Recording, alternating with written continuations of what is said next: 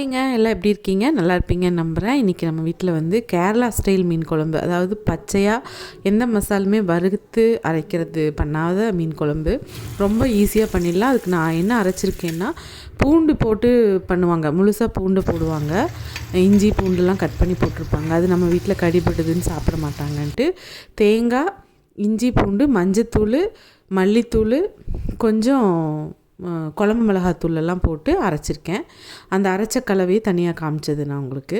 அப்புறம் ஒரு 10-20 சின்ன வெங்காயம், பச்சை மிளகா, இது எல்லாத்தையும் வந்து தேங்காய் எண்ணெயில் வெந்தயம் பொரிஞ்சதுக்கப்புறமா வெங்காயம் இதெல்லாம் போட்டுட்டு அது நல்லா கொஞ்சம் நல்லா ஒரு ப்ரௌன் கலரில் ஆகிற மாதிரி வெங்காயம் இதெல்லாம் வதங்கினதுக்கப்புறமா புளி கரைச்சல் வந்து நான் ஒரு 2 எலுமிச்சம்பழம் சைஸ் மாதிரி, கொஞ்சம் நம்ம இன்றைக்கி வந்து மீன் வந்து ஒரு 1.5 கிலோ மாதிரி பாறை மீன், அதனால் அந்தளவுக்கு புளி உங்களுக்கு வீட்டில் எப்படி தேவைப்படுமோ அந்த மாதிரி. நான் வந்து சொல்ல மறந்துட்டேன், அந்த தேங்காய் கூட தக்காளியும் ஒரு 2 தக்காளி ஆட் பண்ணியிருக்கிறேன். அதனால் புளி அதுக்கு தகுந்த மாதிரி, புளிப்புக்கு தகுந்த மாதிரி நான் இந்த இதில் ஆட் பண்ணிக்கிறேன், புளி தண்ணி ஆட் பண்ணிக்கிறேன். இது என்னென்னா, இடையில கஞ்சி நான் வந்து வச்சுருந்தேன், குதிரைவாலி கஞ்சி, அதை வந்து கொஞ்சம் கிளறி விட்டது தான்.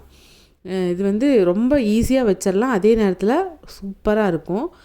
இது வந்து எங்கள் மாமியார் இந்த மாதிரி பச்சையாக அரைச்சி செய்வாங்க, அதனால் அவங்க கேரளா ஸ்டைலில் பண்ணுறதுனால அந்த இது வறுத்தரைக்காமல் செய்கிறது ரொம்ப ஈஸியாகவும் இருக்கும், கலர்ஃபுல்லாக ரொம்ப நல்லாயிருக்கும். பார்த்திங்கன்னா அந்த பச்சையாக புளி தண்ணி நல்லா கொதிச்சதுக்கப்புறமா நான் அரைச்ச பேஸ்ட் இருக்குல்ல, தேங்காய் இதெல்லாம் அரைச்சதை வந்து ஊற்றி நல்லா நம்மளுக்கு எவ்வளோ தண்ணி வேணுமோ அந்தளவுக்கு ஊற்றி கொஞ்சம் ஒரு கொதி வந்ததுக்கப்புறமா நான் பச்சை கருவேப்பிலை வந்து போடுறேன். ஏன்னா தாளிக்கும் போது போடுறத விட இந்த மாதிரி போட்டால் நல்லாயிருக்கு. இதை விட கொத்தோடு போடுவாங்க, அந்த மாதிரி போட்டு நல்லா சலன்னு கொதிக்கணும்.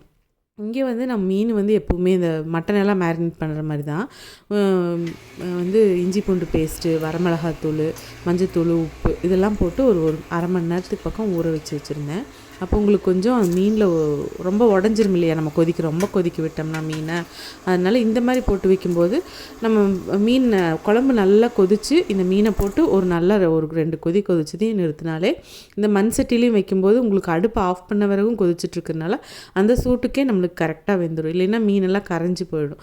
அதனால் இந்த ஸ்டேஜில் நல்லா கொதித்து லைட்டாக எண்ணெய் பிரிகிற மாதிரி நமக்கு தெரியும் இல்லையா, அதுக்கப்புறமா இந்த நம்ம மேரினேட் பண்ண ஃபிஷ் எல்லாத்தையும் போட்டுக்கலாம். போட்டுட்டு ரொம்ப அடிக்கடி கரண்டி விட்டு ரொம்ப கிளறி எடுத்துகிட்ருக்க வேண்டாம். ஒரு மூடி வச்சு ஒரு 10 நிமிஷம் நல்லா இந்த மாதிரி கொதிச்சதுனாலே உங்களுக்கு மீன் வந்து நல்லா வெந்துடும். ஏன்னா இந்தளவுக்கும் கூட கொதிக்க விடாமல் இருந்தோம்னா மீனில் வந்து அந்த மசால் பிடிக்காது. அதனால் இந்த மாதிரி கொதிக்க வச்சுட்டு நம்ம வந்து சர்வ் பண்ண வேண்டியது தான். வழக்கம் போல் மல்லியில் இருந்ததுன்னா தூவிட்டு நம்ம வந்து சாதம் எதுக்கு வேணாலும் இது பண்ணிக்கலாம். நான் ராகிக்களி கூட தான் சாப்பிட்லான்னு சொல்லிட்டு இருக்கேன். இந்த ரெசிபி பிடிச்சிருந்தா லைக் பண்ணுங்கள், கமெண்ட் பண்ணுங்கள், ஷேர் பண்ணுங்கள், சப்ஸ்கிரைப் பண்ணி பெல் ஐக்கானை கிளிக் பண்ணிட்டு பாருங்கள். Thanks for வாட்சிங்க. டாட்டா.